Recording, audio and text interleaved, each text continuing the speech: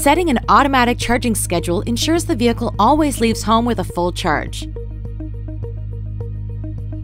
From the charging app, select Schedule, then Create Schedule. When prompted, set a home charge location where the schedule will apply. Set up the schedule, including the days of the week, charge level, completion time, and whether you want to precondition the cabin and battery temperature at the end of the charge cycle.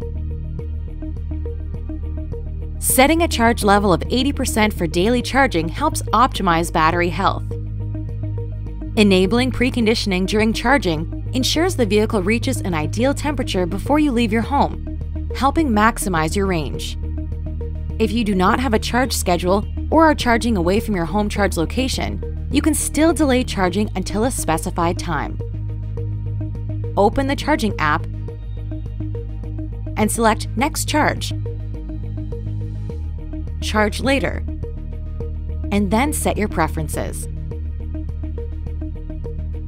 You may also view certain charging information and settings from the Acura EV app. The app dashboard displays information such as the state of charge, range, and charge status. When the charge mode is set to Charge Now, you can change the charge limit by selecting the charge settings icon and adjusting the maximum charge percentage as desired.